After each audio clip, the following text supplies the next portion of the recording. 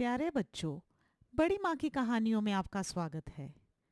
आज की हमारी कहानी का शीर्षक है नमकीन का शौकीन। खिड़की की सलाखों से झांकती सुबह की हल्की रेशमी धूप आनंदी और अमोक के चेहरे पर आ रही थी। इतनी धूप में अलसाकर सोए रहना दोनों को बहुत पसंद था। और फिर नानी माँ के घर छुट्टियों में आने का ये पहला आनंद होता था, सुबह देर तक सोना। पर ये एक कौवा बाहर जोर जोर से काऊ काऊ कर रहा था। कितना भी सोए रहने का प्रयास करो, कौवे की कर्कश ध्वनि दोनों बच्चों को उठाने में सफल हो ही गई। बाहर आकर देखा तो उनकी पक्षी प्रेमी नानी माँ खुशी खुशी पक्षियों को बाजरा डाल रही थी। एक मिट्टी के बड़े कटोरे में पक्षियों के लिए पानी रखा हुआ था। दोनों बच्चों को सुबह उठकर बाहर आया देख नानी माँ बहुत खुश हुई और उन्हें पक्षी दिखाने लगी। नए लोगों को देख पक्षी फर फर करके उड़ गए। आनंदी को पहले ही उस कौवे की काऊ काऊ पर गुस्सा आ रहा था। अब नानी माँ का उनसे ज्यादा पक्षियों पर ध्यान देना उसे अच्छा नहीं लगा। बाकी पंछी तो उड़ गए, पर वह काला कौवा अभी भी अपनी मस्ती में जोर जोर से काऊ काऊ कर रहा था। शायद वह अपनी तरफ से कोई मीठा गीत गा रहा था, पर उसे दूसरों के दर्द का अंदाजा नहीं था। आनंदी दरवाजा पटकती हुई अंदर आ गई। अमोक भी पीछे पीछे अंदर आया। नानी माँ के घर नाश्ते के साथ ठंडी मीठी लस्सी मिलना दूसरा आनंद था। लस्सी को देखकर आनंदी का गुस्सा उन पक्षियों की तरह ही उड़ गया था। और आज का तो पूरा दिन मस्ती से भरा था। नहा धो तैयार हो दोनों मामू के साथ घूमने निकल गए। बड़ी नहर में नाव की सैर, मछलियों को देख आनंदी खूब खुश हुई। शाम को खेल का बड़ा मैदान देखा, बर्फ का गोला खाया। आनंदी और मोक को बड़ा मजा आया।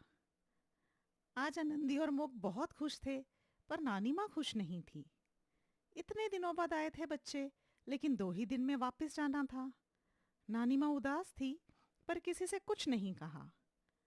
रात को नानी माँ के घर पर छत पर सोना भी उन्हें बहुत प्रिय था। चारपाई पर लेटकर ऊपर खुला आसमान देखना, टिमटिमाते तारों में सजे हुए सप्तऋषि बहुत अद्भुत लगते। फिर रात को नानी की कहानी तो और मजेदार होती। उसमें भी पता नहीं पक्षियों की कहानी नानी क्यों ज्यादा सुनाती थी। आनंदी को फिर काला कौवा याद आ गया और वह फिर चिढ़ गई। सुनहरी सुबह में सब सुंदर सुहावना था। उस सुंदर सुबह को चीरती हुई फिर सुनाई दी उस कौवे की तीखी आवाज। कटोरी में नमकीन भुजिया खाती हुई आनंदी ने नजरें उठाकर देखा, सारे पक्षी जहां बाजरा खाने में व्यस्त हैं, वहां यह कौवा अलग ही राग अलाप रहा था। जैसे उसे बाजरा पसंद नहीं आया। वह अचानक पास आया, आनंदी के कटोरी से थोड़ी सी नमकीन अपनी चोंच में भर ले गया और मुंडेर पर बैठकर खाने लगा।